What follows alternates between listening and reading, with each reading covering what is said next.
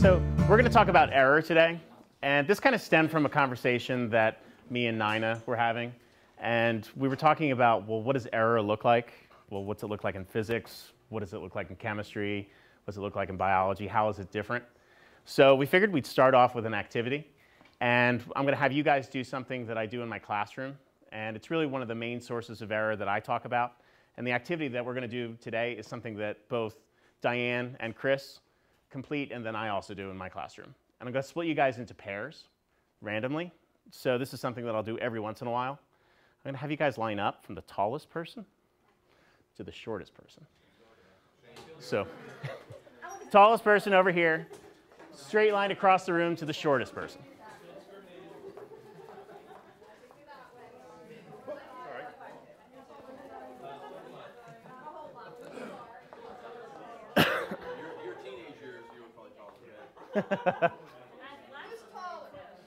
Craig.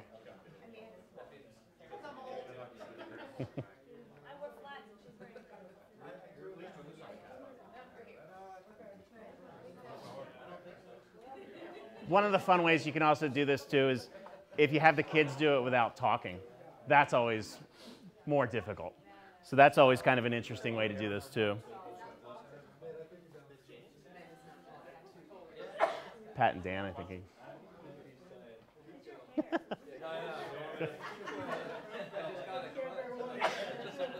Bless you. So basically what you guys can do is we're going to split the line in half. So the tallest person is going to work with the shortest person. And basically fold the line in and find your partner. And as you guys find your partner, one of you guys pick up a ruler and the other person pick up one of the sheets on this end of the table.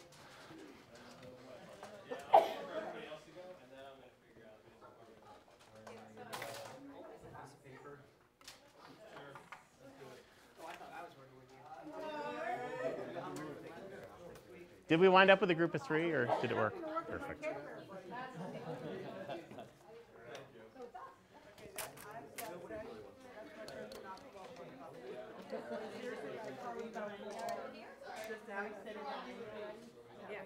We need a paper. Yeah, piece of paper. So don't forget the piece of paper on the side.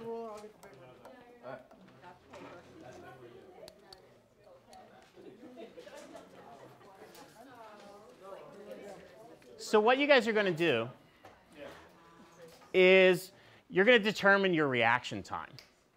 And if you look on the board, it's basically how this is going to work. One person is going to hold the ruler, and the other person is going to catch it. And the one person who's catching, you want to make sure that like your thumb and your index finger are down at the 0 mark. And the person who's dropping is going to just let go, and you're going to catch the ruler, and you're going to find the position that you're going to catch the ruler. Now, if you look at the sheet that I gave you, I did the part that I have my students do. I did the math and the physics for you. A specific distance is going to correspond with how much time that the ruler was in falling. So you're going to do it 3 times, and you just want to randomly just drop the ruler and catch it. And you can just make a mark of the 3 different places that you caught it, and that'll correspond with 3 reaction times. And then you guys can switch, and the other person can drop, and the other person can catch, and you can figure out your average reaction time. Any questions? Yeah, do we measure from the top of our thumb to the bottom of the thumb? As long as you're consistent. So wherever you put the 0 first, that's where you want to read it. Questions? Go ahead. 3 times each. So you're going to do 6 total.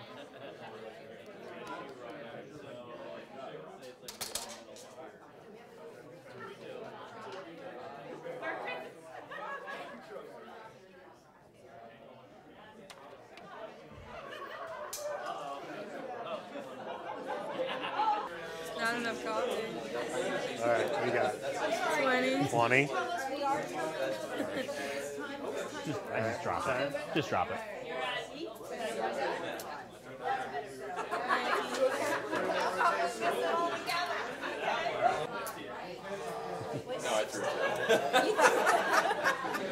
Oh, that's cheating. That's cheating. You're cheating. You were grabbing before you dropped it.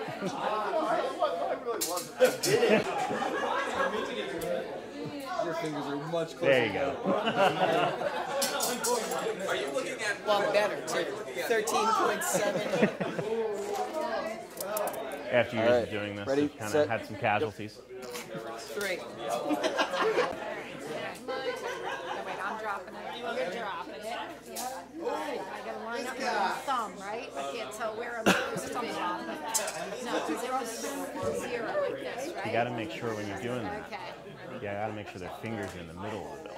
Oh, is that what it is? I thought it was the end. 16 and 8. Do it all first. That's not fair. I was going to try for him hitting my finger. Yep. You're within the average. You're a little. Ah. You're much faster than average. Yeah, up 0 to the other end. 0.2. Last time, whatever I get, that's what I get.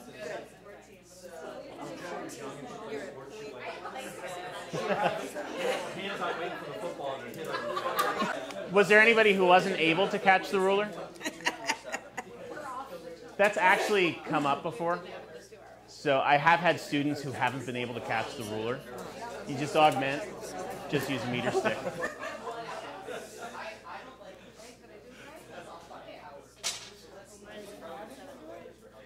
Did everybody get a chance to kind of figure out sort of an average reaction time?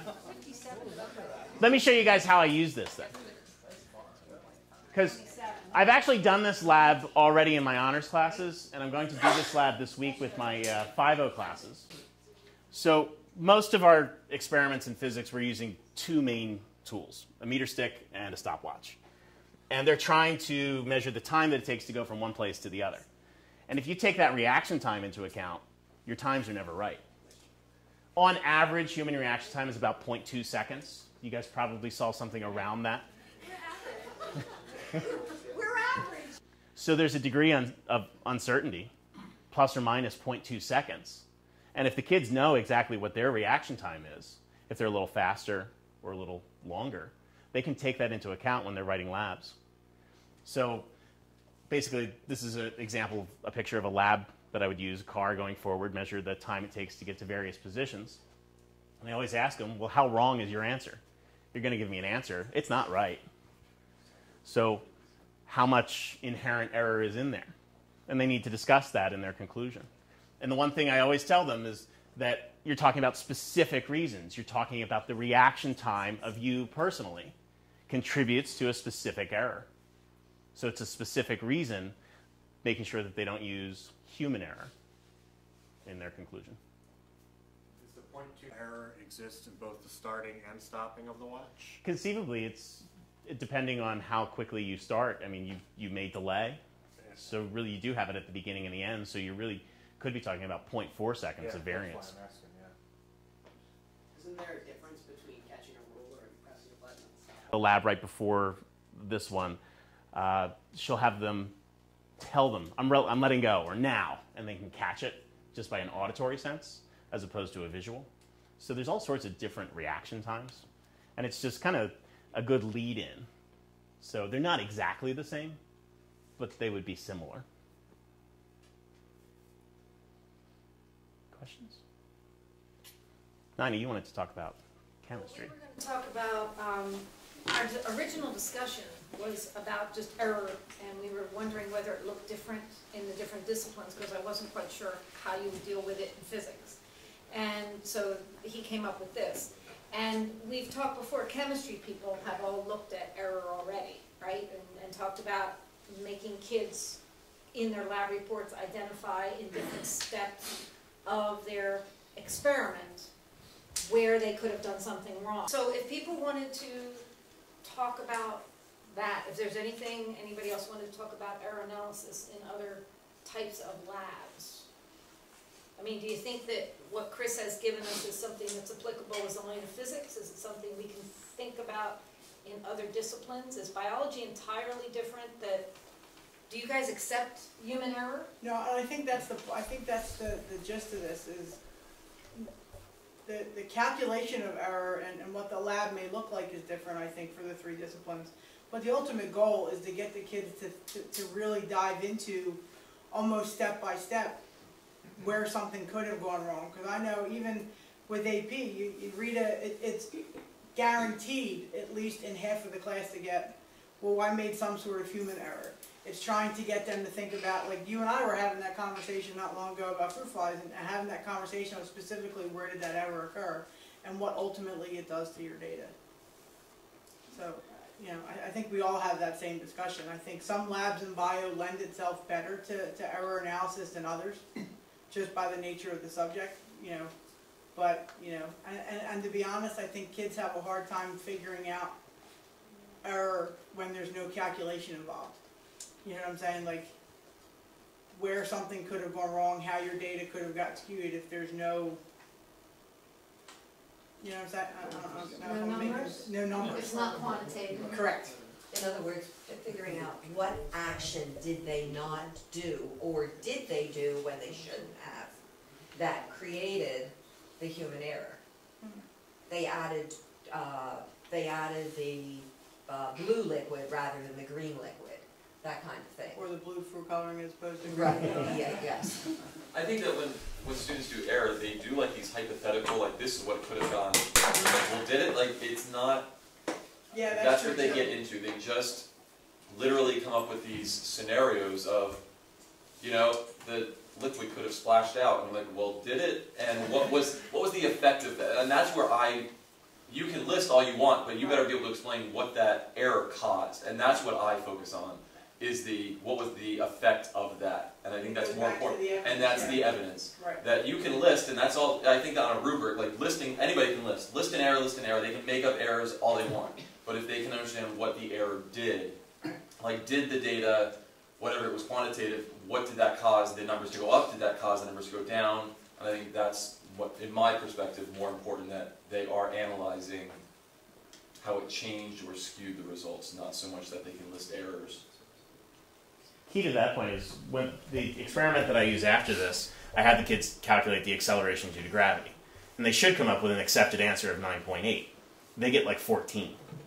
So when they're calculating the answers out and you're telling them, you know, you violated the rules of physics, you got an acceleration greater than that of gravity, they have to then go back and link back and see, well, is the time too high or was the time too low? What mistake happened? Was the distance that I measured too high or was the distance that I measured too low? So that whole idea of the evidence of the error is really key.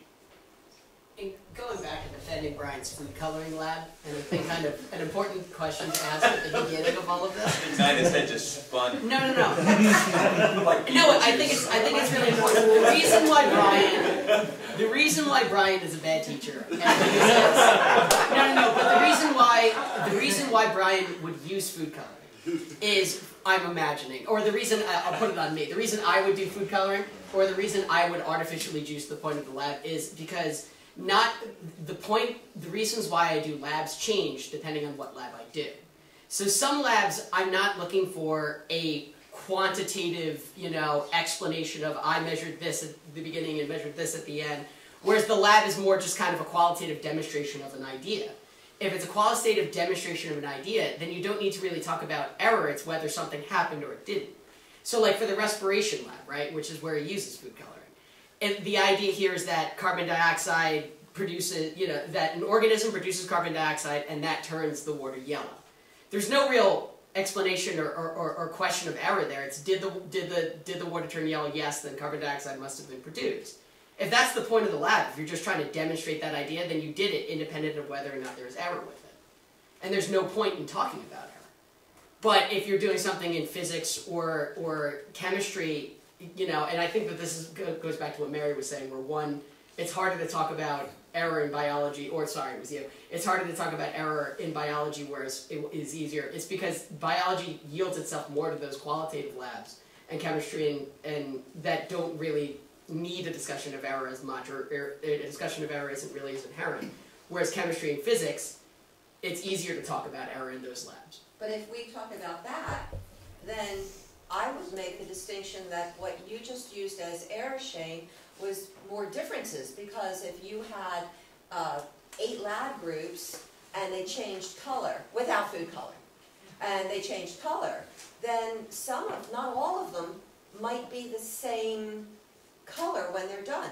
Well, why did group 1 have a more greener yellow, and then group 2 and 3 got a more yellow, and you know, a group. In other words, where did those differences come from? So error doesn't necessarily mean it's wrong. It just is a curiosity of why is there a difference. Does that make sense, Brian, to you? Since it's we're saying it's I find it just, again, the purpose of the lab is the kind of idea to prove that something did happen, or and yeah, I mean, I don't do food coloring every single time. I mean, depending on the level of the student too, right? You're trying to prove a certain point with lab. Illustrate something that you're talking about in classes actually happens, and sometimes you just want to prove that point. And so you don't, the kids, I found, especially in physics, sometimes the kids get lost in all the calculations and and then looking at the error. And so you'll have the kid, especially with, again, with some of the lower level students, you give them a lab where you're finding acceleration due to gravity and you get 14, they're going to think it's 14. You know, or they're just going to think, oh, it doesn't matter because he says it's 9.8, but I got 14, so whatever. And you know, so sometimes you want to do a lab where you just make it so they get the right answer, kind of, or like kind of fudge it a little bit. You want the focus to be error. Exactly. Yeah. But you know, you just want them to like, see. What are the differences? Let's talk about what caused it. Then Yeah. yes, well, let's do the natural thing and discuss. But when you just want to say, all right, this is the concept, that's the whole. Yeah. So it does. If your focus is going to be error versus do you want the lab to be focused on error? You know, that's where. So it looks like this lab you had an intent to deal with looking at error. Whereas another lab you may not have. That's not your focus. Is to hone in on all the differences. It's to I want to get this. This is where error comes from. Right. Well, and that's the bigger point. I mean, you can debate about, you know, biology versus chemistry. And I think it is a little bit more inherently easy with the mathematical formula to see the effect. You know, my denominator is greater, how that affects a ratio or whatever. But I think overall it just gets them away from this whole idea of human error for your error discussion. It gets, regardless of what you're doing, get them thinking about, I got this result, where did that come from? Because in real life, if they're going to go into a field of science and do experiments and they keep getting some kind of crazy answer, they've got to go back and figure out what am I doing wrong, be it a descriptive kind of thing, whether they were working for Kraft Food Coloring Company or whatever. You know, they got to figure out what is going on. Why are my batches coming out too green, yellow, or something? You know, it's just getting them to think it through. And right now they don't. My experience has been they just want to write down list sources of error, human error. My lab partner's an idiot. You know, something that's not. You know. I think mine best was my lab partner suffered from idiotic myopia.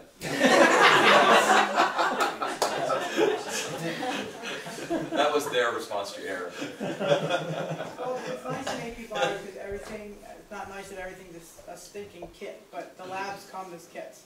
And it always comes with, here's the lab, here's the data that we expect students to get. And I don't know, it doesn't matter if I order from Carolina, Ward's, Fisher's, whatever, the kids never get what the expected data is, and this is like 15 years now. But it's nice when the kids are like, well, we did nothing wrong, this is the data. And then you're like, really? Because here's what somebody that knows what they're doing did. But it gets, it also, but to make that conversation happen, you know, there's, for the same reason, you know, you could use food coloring, you could also purposely sabotage a lab to have the same conversation. You know, but I think it gets them thinking about being more conscious on what they do to avoid some of those sources of error, because it's all about linking it back to that data and that and their answers be answered all the time, though, when they don't get an answer and they say, why did I not get this? You know, they can still only guess as to what they did wrong, and it's not always like this, we have an answer for your error. You know, it's still, they leave the class just only thinking that, oh, this is what could have gone wrong. Unless they repeat it. Unless they're thinking. Yeah. And isn't that the purpose? It's about the process, it's not about the answer. It's about the process. Well, when I give them a test and I need them to know the answer, it's not about the process, it's about the answer. Maybe I think what I'm hearing everyone say is that the reasons why, like, kind of cross-discipline, like discussion of error is really good, but across discipline, the things that I'm hearing everyone agree on is that it's really good is that discussion of error in a class is a backdoor into getting your kids to understand the nature of data and using data to explain answers and make conclusions, and less so like, you know, what kids tend to do, which is just get an answer for a lab. Is this the right answer or the wrong answer? And then I think that if we expand the conversation to be like, you know, if we kind of look at this whole idea of discussion of data, discussion of error through that, then the conversation becomes a lot, I think, a lot more cross-disciplinary. Just this idea that, are we talking about how do we get kids to discuss what their data means and, you know, understand the nature of their data versus what's error. I think you hit the nail on the head when you're talking about the process of science.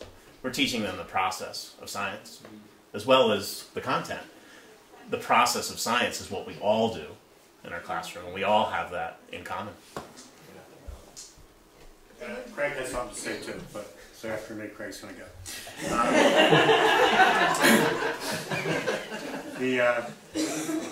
The one thing that I think we can all think about maybe, and I try to do this most I can, but with the idea of error, is to do things more than once.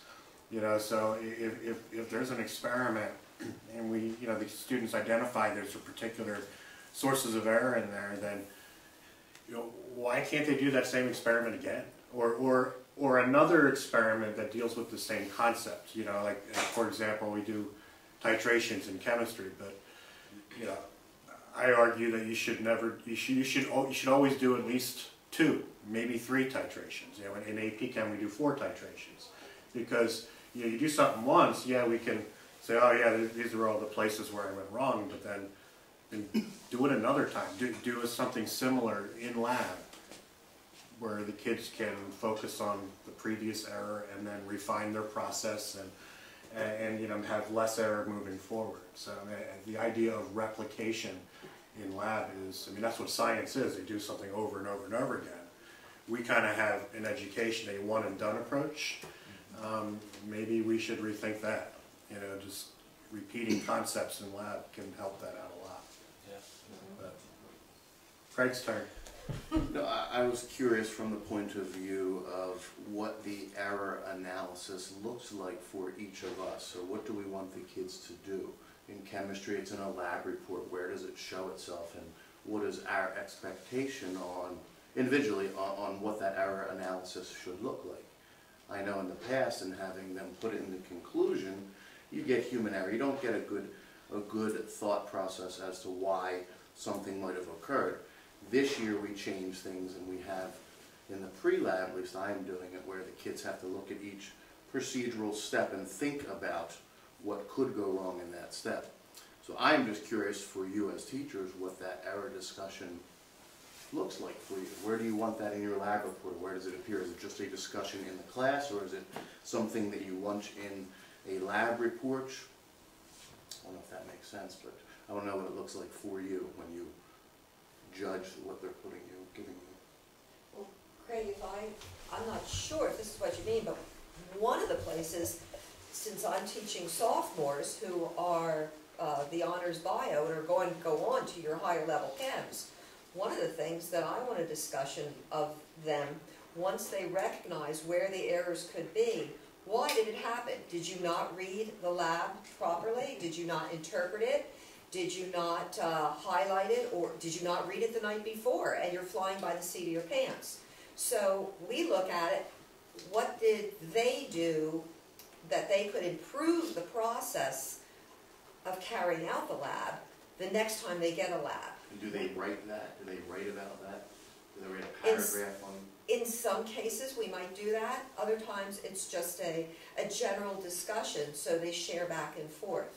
And since we're usually doing them in groups of 3s or 4s, and we do a random generator, they want to make sure, I mean, it infiltrates throughout as the year progresses. You know, that they bring it up in their own groups. When somebody hasn't read the lab before, they pounce on that person and they say, we don't want you making the decisions. Here's what we read it, and this is what we're going to do. Even your lab, Chris, so the reaction time, how do they then deal with that in a lab discussion or a lab report? I actually have them, for this particular activity, I don't have them do anything with this. I have them then just basically know that number. And then when I do the following activity, which is to calculate the acceleration due to gravity, and they come up with that wrong answer, I then have them discuss this activity and how it affects their timing during that activity. You do want them to put that down. Mm-hmm. And I want that my goal is for them to realize that either their time was too small or their distance was too high, or vice versa. Craig, I've had most of the time done it in lab reports, in the conclusion. I think that sometimes it works fine there, but I've also had classes where after people have talked about what's going on in the lab, like when I have kids write every once in a while, like the beginning thing at the beginning of class, that'll be like my question of the day. Think about the lab you did yesterday. Talk about something that didn't go right. And tell me what I've had it show up there too.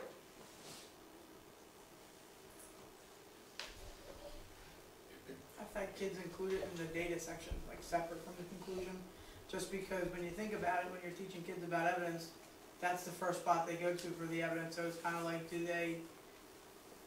this turn out, like looking at the data tables, looking for patterns and things, like did it turn out the way you thought it would, and if not, why? So I've had kids just kind of randomly on their own included that like in their data section, but it's always part of a lab report somewhere. But I agree, when it's in the conclusion, sometimes it's just human error or idiotic myopathy or whatever.